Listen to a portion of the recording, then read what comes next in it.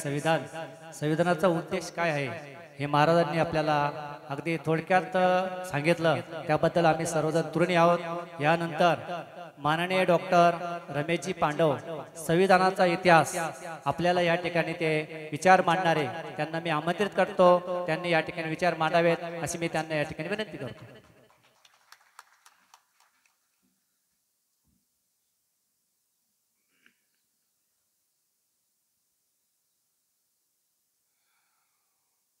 सभा मंचावर बसलेले महंत रामगिरीजी महाराज, परमपूजनीय बाभुळगावकर शास्त्रीजी, परमपूजनीय हरिशरण महाराजजी, परमपूजनीय अमृतानंदजी थेरो, आम्ही सगळे या ठिकाणी परमपूजनीय महंत रामगिरीजी महाराज यांच्या मार्गदर्शनाखाली सभा मंचावर या ठिकाणी विचार व्यक्त करण्यासाठी बसलेलो आहोत।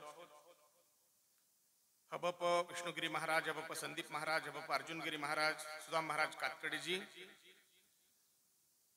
या भागातील आमदार बोरनारेजी, या सभेत उपस्थित नागपूरहून थेट आलेले आमचे निलेश गद्रे आणि त्यांचा सर्व सहकारी परिवार, या भागातलेच मोठे कार्यकर्ते बाळासाहेब चव्हाण, एक अद्भुत दृश्य आता सगळ्यांच्या समोर आहे। सभा मंचावर ज्यांच्या नावात राम आहे असे रामगिरीजी महाराज उपस्थित आहेत। सभा मंचावर जे कृष्ण भक्त आहेत, महानुभाव संप्रदायाचे प्रमुख आहेत आणि देशभर चक्रधर स्वामींचा संदेश पोहोचवतात असे कृष्ण भक्त, माझ्या दृष्टीने कृष्णच असे बाभुळगावकर शास्त्रीजी या ठिकाणी उपस्थित आहेत। राम आहे आणि कृष्ण आहे, स्वाभाविकच रामाचे जे अनुचर आहेत असे असणारे आमचे हरिशरण गिरीजी महाराज या ठिकाणी उपस्थित आहेत। एवढंच नाही तर कृष्णाचा सखा उद्धव हे हाही ठिकाणी या सगळ्या कार्यक्रमात आहे। एवढंच नाही तर त्या कृष्णाचे जे दुसरे सखे आहेत आणि शिष्य आहेत ते पांडवही तुमच्या समोर उभे आहेत। राम आहे, कृष्ण आहे, उद्धव आहे, पांडव आहे, हरिशरण महाराज आहेत आणि या सगळ्यांचं दैवत, जाणीवपूर्वक शब्द वापरतो, या सगळ्यांचं दैवत बाभुळगाव, आमचे हे जे गाव आहे बागलगाव, इथले थोर बागलगावातले नाही, थोर सर्व नागरिक भगिनी आणि बंधू आहेत। आम्हा सगळ्यांचं तुम्ही दैवत आहात हे सांगताना मला बिलकुल संकोच वाटत नाही। तुमच्या सेवेसाठी इथं आम्ही उभे आहोत। या सभेमध्ये अनेक आणखीन बरीच कार्यकर्ते मंडळी आहेत, त्या सगळ्यांचं नाव घेत नाही, पण हे संविधान प्रकरण आज नवीनच काहीतरी गावात आलंय असं माझ्या महिलांच्या चेहऱ्यावरून दिसतंय। काय असतं हे? मग ज्ञानेश्वरी ऐकली, तुकारामाची गाथा ऐकली, रामायण ऐकलं, महाभारत, हे संविधान काय नवीन काढे या उद्धवाने? लक्षात घ्या, संविधान हे एक पुस्तक असतं, ते तिथे समोर ठेवलेलं आहे। एकदा पहिल्यांदा लक्षात घ्या, हे संविधान हे एक पुस्तक आहे आणि ते समोर ठेवलेलं आहे। वेगळ्या परिभाषेत बोलायचं तर तो सध्याचा चालू असणारा धर्मग्रंथ आहे। धर्म या शब्दाचा अर्थ कर्तव्य, आम्ही काय करावं आणि काय करू नये हे लिहिलेला तो धर्मग्रंथ आहे, लक्षात घ्या।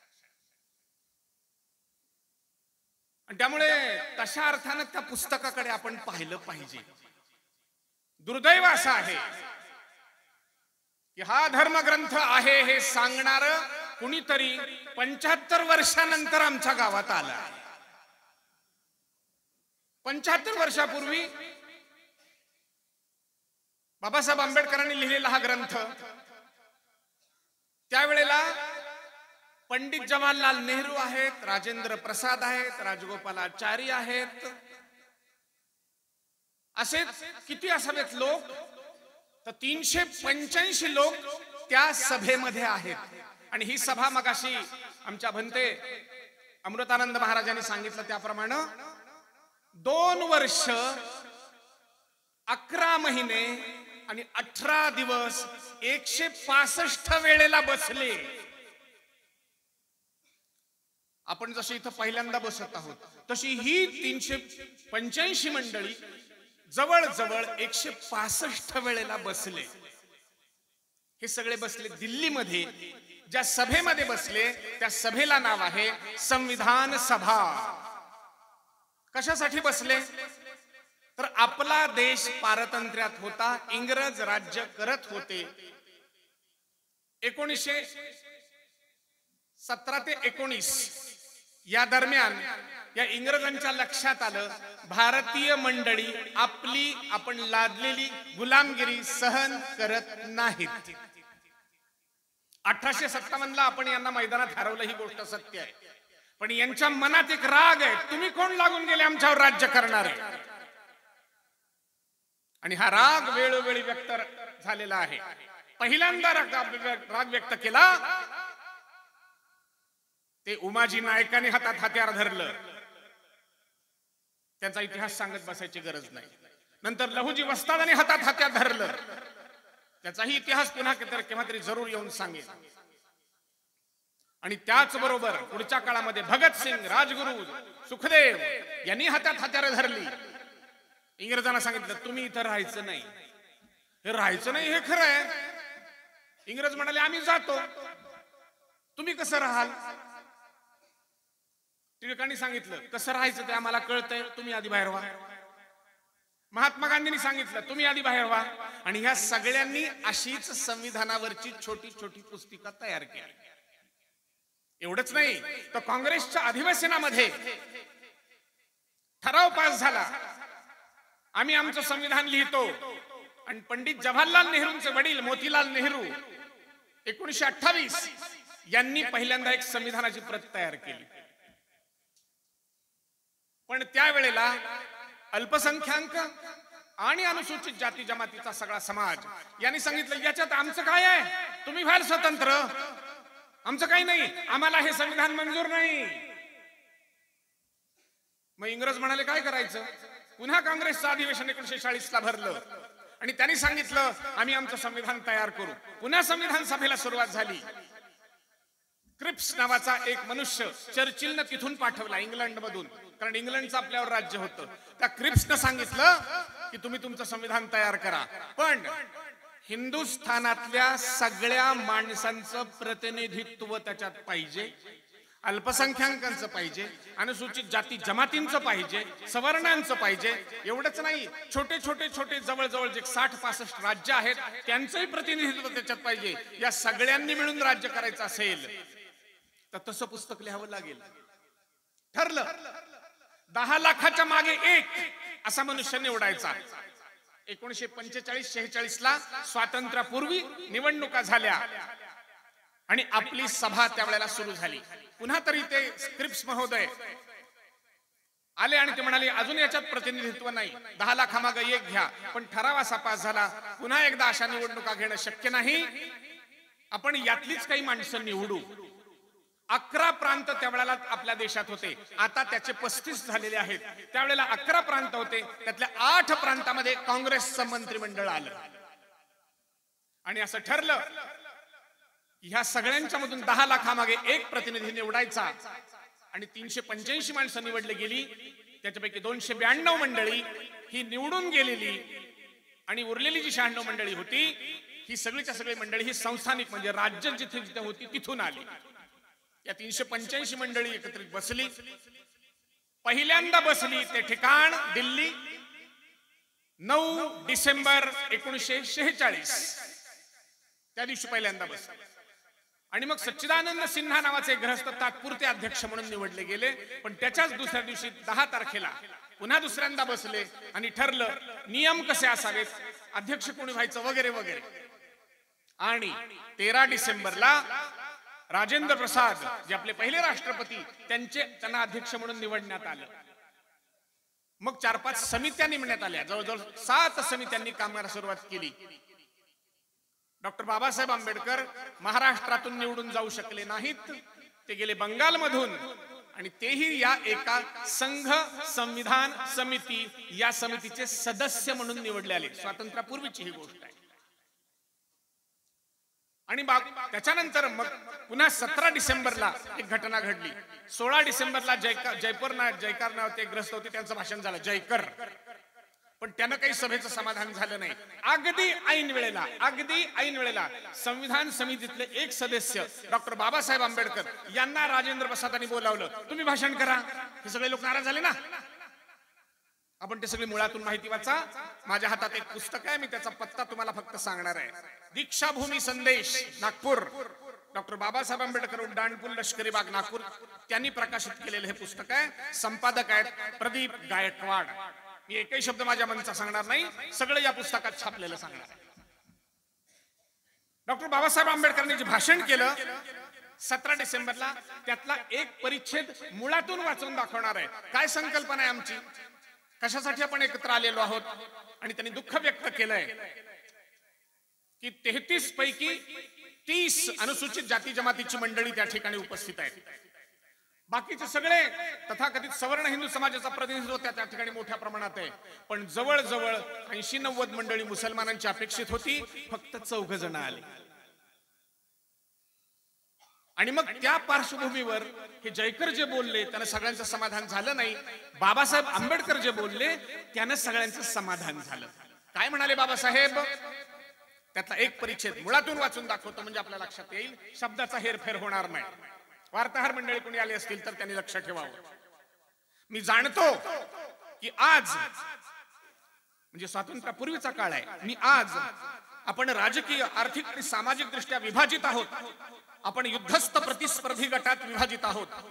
कदाचित असंही म्हणेन की मीही अशाच एका प्रतिस्पर्धी गटाचा नेता आहे.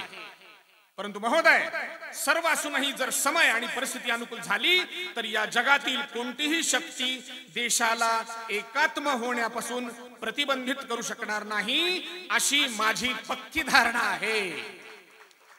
जशा तुम्ही टाळ्या वाजवल्या ना, तसंच त्याही वेळेला टाळ्या वाजवण्यात आल्या, अशी ह्याच्यात नोंद आहे. लक्षात घ्या, आपल्या सर्व जाती पंथासहित आपण या ना त्या स्वरूपात एक संघ लोक आहोत, याविषयी माझ्या मनात किंचितही शंका नाही. पुढे ते म्हणतात, अवघड विषय आहे, सगळ्यांनी लक्षात ठेवायचं आहे. भारताच्या फाळणीकरता मुस्लिम लीगनं आंदोलन उभारलं असं म्हणताना मला कोणताही संकोच वाटत नाही. असं असेल तरीही एक दिवस असा येईल की त्यांना प्रकाशाचं दर्शन होईल, त्यांना याची जाणीव होईल आणि ते असा विचार करतील की एकात्म अखंड भारत हा त्यांच्याकरताही अधिक योग्य आहे. लक्षात घ्या, हे बाबासाहेब आंबेडकरांचं भाषण आहे, मुस्लिम लीगला उद्देशून आहे. इथे मी हिंदू मुसलमान करण्यासाठी उभा नाही, मी हे सांगायसाठी उभा आहे. कशासाठी तुम्ही पाकिस्तान घेतलं, काय मिळवलं? सगळ्यात दरिद्र देश म्हणून आज तो उपस्थित आहे आणि माझा देश संपूर्ण जगात क्रमांक 3 वर जाऊन बसलाय. याच्यात सगळ्या पक्षांचं योगदान आहे, एक कोणीही पक्ष नाही, एवढं लक्षात ठेवलं पाहिजे. कोणताही पक्ष सत्तेवर येऊ त्याला संविधान प्रमाण म्हणून चालावं लागतं, हे लक्षात घ्या. आज माझा देश इथपर्यंत येऊन पोहोचलाय. काय तुम्ही आपापला स्वतःचा धर्म घेऊन बसलेला आहात? सगळ्यांच्या बरोबर राहता येत नाही का? आम्ही कसे राहतो? सगळ्यात शेवटी परमपूजनीय बाबुळगावकर शास्त्रीजी आम्हाला मार्गदर्शन करणार आहेत. सगळ्यांना एकत्र राहायचं असेल तर दुसऱ्याचं अस्तित्व कबूल करावं लागतं. आमच्या भारताची परंपरा अशी आहे की आम्ही सगळ्यांचं अस्तित्व कबूल करतो. बाबासाहेबांना तेच सांगितलंय, पण पुढे समस्या सांगितली, तिकडे मी सगळ्यांचं लक्ष वेधू इच्छितो. बाबासाहेब म्हणतात, अंतिम ध्येयाचा विचार करता माझं असं मत आहे की त्याविषयी कोणाच्याही मनात प्रकारची भीती नाहीये, शंका नाहीये. आपली समस्या ही आपल्या अंतिम भवितव्याविषयीची नाही, विविधतेने युक्त असलेल्या आपल्या या समाजाला सर्वांना समान निर्णयाप्रती, ध्येयाप्रती कसं नेता येईल, ही आपली खरी समस्या आहे. आणि आमचे भंते अमृतानंदजींनी ते वाचून दाखवलेलं आहे. आपल्याला सार्वभौम जगामध्ये जायचं आहे आणि त्याच्या आधीच्या काळामध्ये पंडित जवाहरलाल नेहरूंनी जे भाषण केलं त्याची फक्त 3 कलमं वाचून दाखवणार आहे. त्यांनी 8 कलमी भाषण केलेलं आहे. त्यावेळेला ते प्रधानमंत्री नव्हते, पण त्यांच्या नेतृत्वाखाली आपण सगळे काम करत होतो. 42 ते 46 चा सगळा काळ आहे, क्षमा करा, त्यावेळेला ते प्रमुख होते. भारत हे ब्रिटिश हिंदुस्थानचा भूप्रदेश, हिंदुस्थानातील संस्थानिकांचा भूप्रदेश आणि संस्थानं जी स्वतंत्र सार्वभौम भारताचे अंग होऊ इच्छितात त्या सर्वांचं संघ राज्य असेल. आम्हा सगळ्यांचं ते राज्य असणार आहे. 7वं कलम असं आहे त्यांच्या भाषणातलं, न्यायावर आधारित सुसंस्कृत राष्ट्राच्या विधानानुसार गणराज्याची एकात्मता व भूमी, सागर व आकाश यांच्या सार्वभौम अधिकाराचं रक्षण केलं जाईल. या ठिकाणी गणराज्याचा उल्लेख आहे. तथागत गौतम बुद्धाच्या नंतर इथे गणराज्य उभी राहिली. सम्राट अशोक आणि अशा अनेक प्रकारचे राज्य त्यावेळेला आले. त्याचाही वारसा या संविधानात आलेला आहे. लक्षात. पुढचं वाक्य अजून महत्वाचे, सगळ्यांना अभिमान वाटेल असं आहे. महंतजी, साधूजी, मी लक्षात आणून देऊ इच्छितो, हे पंडित जवाहरलाल नेहरू बोललेत. त्याच्या आधी एक वाक्य त्यांचं मला सांगितलं पाहिजे जे छत्रपती शिवाजी महाराजांच्या बद्दलचं आहे. पंडित जवाहरलाल नेहरू म्हणतात, Chhatrapati Shivaji Maharaj was the leader of Hindu forces. हा हिंदू ताकदीचा पुढारी होता, असं पंडित जवाहरलाल नेहरूंचं वाक्य आहे. आणि पुढे ते म्हणतात की प्राचीन भूमी विश्वात आपले योग्य सन्माननीय स्थान प्राप्त करेल, तसेच विश्वात शांतीच्या प्रस्थापनेसाठी अखिल मानव जातीच्या कल्याणासाठी आपले स्वैच्छिक आणि अर्थपूर्ण योगदान देईल. साध्या भाषेत सांगायचं झालं तर जगाच्या कल्याणासाठी भारत भूमी आहे. लक्षात घ्या. कारण आपण जर भारत बलिष्ठ झाला नाही तर असहिष्णू असणारी तत्वज्ञान जगभर सगळीकडे जातील आणि जगाचा विध्वंस करतील. म्हणून हे जाणीवपूर्वक मी आपल्या समोर वाचून दाखवलं. याचं कारणच मुळात असं आहे की भारताच्या हातात संपूर्ण जगाचा आता जीव आहे. लक्षात घ्या. भारत जर विस्कळीत झाला तर सगळ्यांना जगाचा अधिकार देणारे तत्वज्ञान जगात कुठेही नाहीत. आणि म्हणून भारताला सबळ राहिलंच पाहिजे. त्याच्या खाणाखुणा जगभर आपल्याला पसरलेल्या दिसतील. सोप्या भाषेत 2 खाणाखुणा फक्त सांगून माझ्या लगेच भाषणाच्या शेवटाकडे मी येणार आहे, कारण फार वेळ घेण्याची ही वेळ नाही. मंडळी लक्षात घ्या, येशू ख्रिस्ताने जिथं जन्म घेतला, पहिला टेहा म्हणला, त्या फिलिस्तीन पॅलेस्टाईन म्हणजे इस्रायल मध्ये आहे, तिथे मला जायचा योग आला. जन्मस्थळ ओलांडलं आणि पलीकडे गेलो. माझ्या असं लक्षात आलं तिथं एक ग्राइंडिंग मशीन ठेवलंय. म्हणजे काय ठेवलंय? जात ठेवलंय, जात. आणि ते महाराष्ट्रातल्या दगडाचं हे तिथल्या लोकांना मी सांगितलं. तिथपर्यंत आमचं जात कसं गेलं? कारण संस्कृती तिथं आमची होती. जात्याच्या भाषेत मी एवढ्यासाठी सांगितलं की माझ्या महिलांना अभिमान वाटावा की माझ्या महाराष्ट्रातलं जात येशू ख्रिस्ताच्या जन्मस्थळी पण. चला अजून पलीकडे एक 5-10 हजार किलोमीटर जाऊया. अमेरिका ज्याला म्हणतात, बलाढ्य अमेरिका. त्याचं डेन्व्हर नावाचं एक गाव आहे, कोलोराडो नावाचं राज्य आहे. त्याच्या प्रदर्शन बघायला गेलो होतो. तिथे मला काय दिसलं? एक उखळ आणि त्याला ठोकणारा ठोंब्या. हे मी तिथे बघून आलो. लक्षात घ्या, आज पुन्हा ठोंबे पाठवायची गरज नाही. कोणी ठोंब्या पाहिजे असला तर मी आहे, मला द्या लावून. प्रश्न तो नाहीये. पण 3500 वर्षापूर्वी माझ्या देशातली माणसं अमेरिकेत गेली आणि कालवे कसे बांधतात हे शिकवलं. लक्षात घ्या, माझा शेतकरी समाजाचा प्रतिनिधी 3500 वर्षापूर्वी अमेरिकेत पोहोचलाय हे मला सांगायचंय. म्हणून सगळं जग श्रीमंत होतं. माझ्या भारतामध्ये उत्पन्न झालेलं सगळं अन्न पाणी जगभरातला 60% वाटा एकट्या माझ्या भारताचा होता. आम्हाला पुन्हा एकदा संपूर्ण जगाला खाऊपिऊ घालायचंय, विषमतेच्या खाईतून दूर काढायचंय. म्हणून भारत जगला पाहिजे. डॉक्टर बाबासाहेब आंबेडकरांची 3 भाषणं या दरम्यानची प्रसिद्ध आहेत. विशेष सगळ्यांनी मार्गदर्शन केलं. डॉक्टर बाबासाहेब आंबेडकरांनी 3 भाषणं केली आहेत.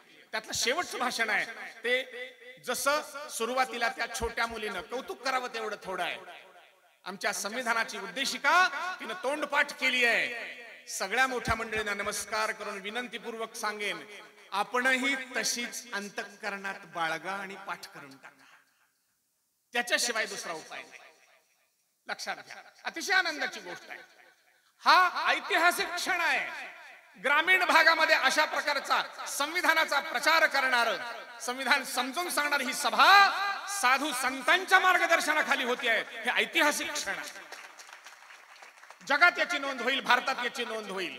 आणि मला खात्री आहे आमचे निलेश गद्रेजी याच्यानंतर या सभेचं प्रतिवृत्त संपूर्ण हिंदुस्थानात पोहोचवतील. लक्षात. भाषणात त्यांनी सगळ्यात शेवटी जेव्हा सांगितलं तिकडे मी तुमचं लक्ष होऊ देऊ तुम्ही, हे संविधान मग लिहिलं कशासाठी त्याचं एक कारण सांगतो. इथं महत्वाचं आहे. बाबासाहेब आंबेडकरांनी मनुस्मृती जाळली कारण त्याच्यात विषमता होती.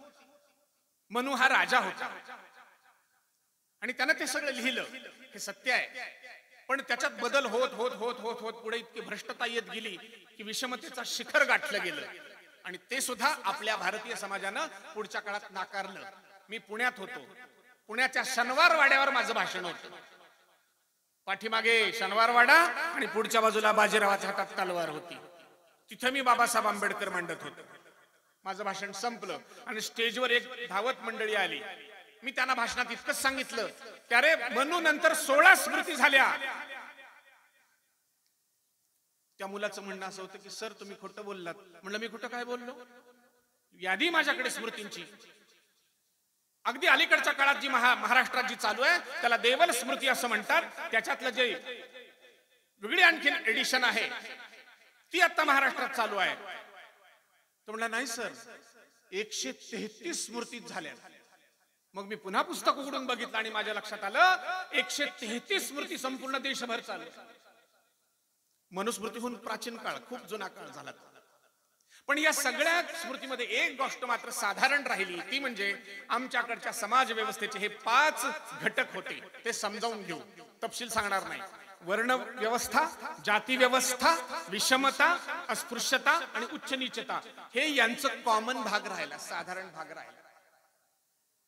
नवीन संविधानामध्ये जे बाबासाहेब आंबेडकरांनी रचलंय त्याच्यामध्ये या 5ही गोष्टींचा निषेध करून काढून टाकण्यात आलेला आहे. त्याच्यासाठी ही संविधान सभा आहे. एक बारीक नजरेत आणून देतो गोष्ट. आम्हा काही लोकांचे परिचय इथं करून देण्यात आले. कुणाची जात नाही सांगितली, बोलणारे सर जात नाही सांगितली, तुमची नाही माझी नाही. का नसेल सांगितली, काय हरकत आहे सांगायला? नाही नाही, याचं कारण असं आहे आता जात अप्रासंगिक आहे, जात बिलकुल उच्चारता कामा नाही. कारण काय? कारण जात हा व्यवसाय होता. लक्षात घ्या. आता जर मी माझ्या जातीत एखाद्या माळी समाजात मी असेल, तेली समाजात असेल, ब्राह्मण समाजात असेल, मराठा समाजात असेल आणि जर मी ती कर्म न करता दुसरी कामं करत असेल, जात कुठं राहिली?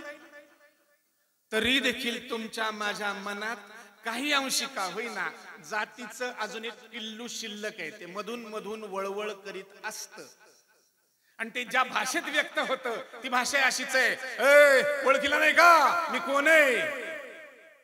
मंडळी, संविधान सांगतं तू भारताचा नागरिक आहेस.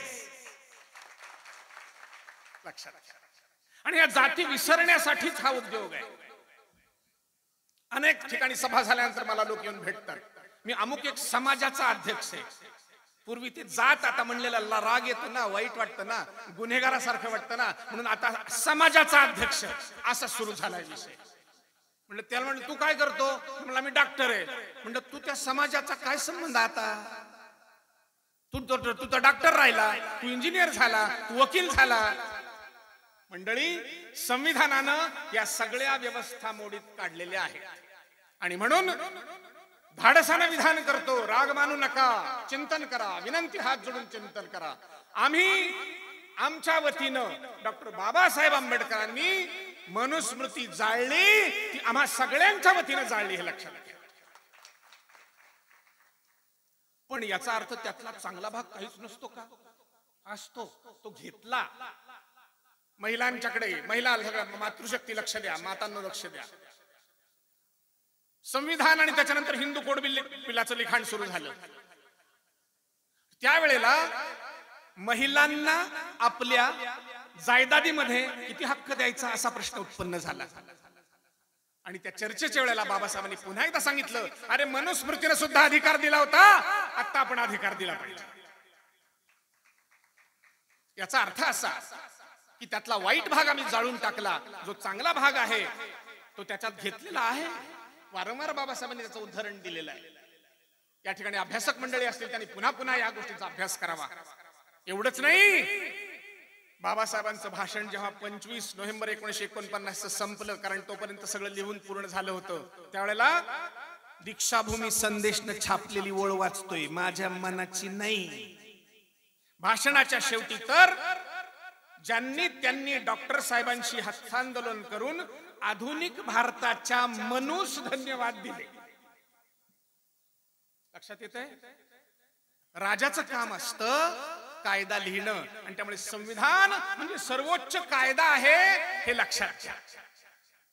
त्याच्यावर आधारित, त्या कलमांवर आधारित विधानसभा, राज्यसभा, लोकसभा, विधान परिषद याच्यामध्ये कायदे होत असतात. मग तुमच्या माझ्या जीवनाशी संबंधित, मगाशी जसं म्हणते मी सांगितलं तसं, चोरी केली, साधू संतांनी केवळ सांगून चालत नाही, तरी चोरी करतोच ना, असं आहे का? साधू संतांनी सांगितलेलं ऐकत नाही, संविधान म्हणतं तुला जेल होईल. कोर्ट आहे, न्यायपालिका आहे. साधू संतांनी नुसतं मार्गदर्शन करून होत नाही, त्याला कायद्याचा बडगा लागतो. समाजाला ती भाषा कळते, कारण समाजात काही मंडळी अशी असतात की ज्यांना साधू संतांचं वचन कळत नाही, त्यांना कायद्याचा बडगा कळतो. म्हणून संविधान तयार झालेलं आहे, त्याच्यावर आधारित तयार. पण अर्थातच ह्या संविधानाचं पालन करणं न करणं हे सगळं आपल्या हातात असलं तरी तुम्हाला ते स्वातंत्र्य नाही. संविधानाप्रमाणे तुम्हाला आणि मला या देशात राहायचं आहे. मग त्याचा परिचय करून घ्यायला नको का? मी विनंती करीन, शाळेमध्ये अशी अनेक पुस्तकं असावीत. आपल्याही घरोघर जशी ज्ञानेश्वरी आहे, तशी जगद्गुरु तुकोबारायांची गाथा आहे, तसं संविधानाचं एक पुस्तक ठेवत जा. पुढची फार महत्वाची गोष्ट आहे, अनेक वेळेला प्रश्न उत्पन्न होतो म्हणून मुद्दाम वाचून दाखवतोय. भारत माता की जय अशी स्वामीजींनी घोषणा दिली. हे भारताला माता कुणी म्हणलं? 25 नोव्हेंबर 1949ला बाबासाहेबांच्या भाषणातला एक अंश मुद्दाम वाचून दाखवतो. भ्रातृभावाचं तत्व सर्वांनी मान्य केलं पाहिजे. आम्ही सगळे बंधू आहोत, परंतु भ्रातृभाव म्हणजे तरी काय, म्हणजे बंधुभाव म्हणजे तरी काय? आपण सर्व भारतवासीय एकाच मायेची लेकरे आहोत असा भाव निर्माण होण्यास भ्रातृभाव म्हणतात. भारतीय लोक इथून तिथून अशी आमची भावना निर्माण करणार हे तत्व आहे. सामाजिक ऐक्य सांधणारं, समाजाची शक्ती वाढवणारं हे तत्व आहे. भ्रातृभाव निर्माण करणं अत्यंत कठीण आहे. ते किती कठीण आहे याची कल्पना हवी असल्यास अमेरिकन घटना पंडिताची पुस्तकं आपण जरूर वाचली पाहिजे. तिकडे तुमचं मी लक्ष वेधू इच्छितो. असं बाबासाहेब म्हणतात, तुम्ही आम्ही सगळ्या एका मायेची लेकरं आहोत, म्हणून बंधू बंधू आहोत. आणि म्हणून आमच्या आईचं नाव, सगळ्यांच्या आईचं नाव आहे भारत माता. भारत माता की. आणखीन एका गोष्टीकडे लक्ष वेधितो आणि मग थांबतोय. मंडळी, तरी सुद्धा या संविधानाला काही लोकांचा विरोध या देशात राहिला, तो बाबासाहेबांच्याच भाषेत सांगितला पाहिजे. तुमची माझी संमती आहेच, कारण तुमचे माझे पुढारीच तिथे होते. पण तरी देखील काही मंडळींचा विरोध आहे. बाबासाहेबांनी नोंद ठेवली आहे. ती कोणती आहे? घटनेचा धिक्कार विशेष करून कम्युनिस्ट व सोशलिस्ट पार्ट्यांकडून करण्यात येतो. घटनेचा धिक्कार ते का करीत असावेत? ही घटना खरोखरच वाईट आहे म्हणून ते धिक्कार करतात काय? मुळीच नाही. हुकुमशाही तत्वावर आधारलेली घटना कम्युनिस्ट पार्टीस हवी आहे. ही घटना पार्लमेंटरी लोकशाहीच्या तत्वावर आधारलेली आहे म्हणून तिचा ते निषेध करतात. सोशलिस्टांना दोन गोष्टी हव्या आहेत. पहिली गोष्ट ही, जर ते सत्तेमध्ये येऊ शकले तर भरपाई शिवाय त्यांना राष्ट्रीयकरणाचं स्वातंत्र्य हवे आहे. दुसरी गोष्ट अशी की अनिर्बंध असे व्यक्ती स्वातंत्र्याचे हक्क हवे आहेत. पुढचं वाक्य माझ्या छातीत धडकी भरवते. कान खोल कर सुन लो. म्हणजे ते, जर हे कम्युनिस्ट मंडळी राज्यसत्ता काबीज करू शकले नाहीत तर संघ राज्य देखील उलथून पाडण्याचं लायसन्स यांना हवं आहे. बाबासाहेबांचा आरोप आहे, माझा नाही. हे लक्षात घेतलं पाहिजे. आणि म्हणून आपण आपल्या जवळ दूर करत असताना कोणती विचारसरणी करायची, इकडे मी मुद्दाम आपलं लक्ष वेधलं आहे. पुढचं बाबासाहेबांचं जे विचार आहेत त्याचा परिच्छेद मुळात वाचून दाखवतो आणि मी थांबतो. इतिहासाची पुनरावृत्ती होईल काय? आमच्यातलेच काही लोक फुटून परकीय मंडळींना जाऊन मिळाले. या विचारानं माझं काळी चर्र होत आहे. यात आणखीन एका चिंतेची भर पडलेली आहे. कारण जाती भेदांच्या बुजबुजाटात आपल्या देशात अनेक राजकीय पक्ष आणि तत्वप्रणाल्यांचाही एकच गोंधळ उडालेला आहे. अशा परिस्थितीत भारतीय जनता देशास अग्रस्थानी मानून तत्वप्रणालीस दुय्यम स्थानी मानेल की तत्वप्रणालीस देशाच्या डोक्यावर ठेवेल, याचं उत्तर मला माहिती नाही. बाबासाहेबांचं अंतःकरण सर्र होत आहे. तथापि एवढं मात्र निश्चित की जर देशापेक्षाही तत्वप्रणाली श्रेष्ठ मानण्यात आली तर पुन्हा एकदा आपल्या देशाचं स्वातंत्र्य जाईल. बाबासाहेबांचे शब्द आहेत. एकत्र जर राहिला नाहीत, जातीपाती विसरला नाहीत, वर्णभेद विसरला नाहीत, उच्च नीचता काढून टाकली नाही, अस्पृश्यता काढून टाकली नाही, तर पुन्हा स्वातंत्र्य परत त्याचं रूपांतर पारतंत्र्यात होईल आणि ती परत कधीही मिळणार नाही. या संभवनीय घटने संबंधात आपण डोळ्यात तेल घालून दक्ष असलं पाहिजे, असं बाबासाहेबांचं म्हणणं आहे. आणि म्हणून आजची सभा ही सगळ्यांच्या डोळ्यात तेल घालणारी आहे. एवढ्यासाठी हा सगळा प्रपंच केला आहे. इतिहास आमचा अतिशय थोर आहे. Veda, the first book of human library, त्याचे लेखन करते, पहिलं पुस्तक जगातलं, त्या वेदांचे लेखन करते व्यास आहेत. आई कोळीने, बाप पाराशर ही न कुळातले आहेत. वेदांचे लेखक हे बहुजन समाज वंचित घटकातले आहेत, हे लक्षात घ्या. असे 35 ऋषी आहेत. त्यात मातंग ऋषी आहेत, त्यात अगस्ती आहेत, लोपामुद्रा ही अगस्तींची पत्नी आहे. महिला मंडळ 15 जवळजवळ महिलांची नावं सापडली वेदांमध्ये ज्यांच्या रुचा आहेत. त्याही उपेक्षित वंचित घटकातल्या सुद्धा अनेक मंडळी त्या ठिकाणी आहेत. मला सांगायचं हे की आमची जी भगवद्गीता आहे, सांगितली गवळ्यानं, लिहिली ऐकली क्षत्रियानं, लिहिली व्यासानी, आणि तीही मैदानात. गीता कोणाची? आम्हा सगळ्यांची गीता आहे. या धर्मग्रंथात आम्हा सगळ्यांचं कॉन्ट्रीब्युशन आहे, सहयोग आहे. आणि म्हणून आपण असं लक्षात ठेवलं पाहिजे की आम्हाला सगळ्यांना एका पातळीवर यायचंय. आम्ही सगळे समान आहोत. त्याच्यासाठी ज्यांच्या 2 टाइमच्या चटणी भाकरीची सोय झाली आहे, त्या मंडळींनी ज्यांच्या पात्रात काहीच नाही त्याची सोय करण्यासाठी धडपडत राहिलं पाहिजे. आपणच जर भोगत राहिलो, गरीब माणसाला तसंच ठेवलं, तर बाबासाहेब सांगतात पुन्हा पारतंत्र्य येईल. लक्षात घ्या. आणि म्हणून जगद्गुरु तुकोबाराय यांच्या शब्दातच मी शेवट करणार आहे. छत्रपती शिवाजी महाराजांपासून परिवर्तन सतत या देशामध्ये 400 वर्ष झाले चालू आहे. अहिल्यादेवींची 300वी जयंती चालू आहे. अहिल्यादेवी उत्तर हिंदुस्थानात अस्पृश्य समाजात मानली जातात, पण तिला महाराणी म्हणतात. आपल्याकडे अहिल्याबाई होळकर म्हणतात. त्यांचं जन्मस्थान चौंडी, महाराणी झाल्या. आणि त्या बाईंनी संपूर्ण हिंदुस्थानच्या कानाकोपऱ्यात सगळीकडे कळस चढविले या संस्कृतीचे.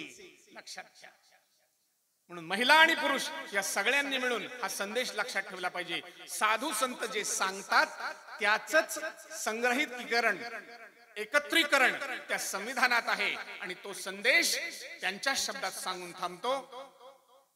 दया करणे जे पुत्रासी, तेची दासा आणि दासी, तुका म्हणे सांगू किती, त्याची भगवंताच्या मूर्ती, जे कारंजले गांजली, त्यासी म्हणे जो आपुले, तोची साधू ओळखावा, तोची साधू ओळखावा, देवतेची जाणावा, देवतेची जाणावा, जे कारंजले गांजली. धन्यवाद. या ठिकाणी माननीय डॉक्टर रमेशजी पांडव यांनी सुंदर असं व्याख्यान आपल्याला दिलं. खरं तर त्यांच्याविषयी एक गोष्ट राहून गेलो मी. भारतामध्ये समरसता या विषयावर बोलणारे वक्ते भारतात एकूण 8 वक्ते, त्यापैकी आपल्या गावाला लाभलेले ते 1 वक्ते. म्हणून जोरदार टाळ्याच्या गजरात आपण स्वागत करावं असं मी सर्वांना या ठिकाणी विनंती करतो. यानंतर परमपूजनीय बाबळगाव शास्त्री यांना अशी मी विनंती करतो, सांप्रदायिक समन्वय या विषयावरती आपल्याला व्याख्यान करणारे म्हणून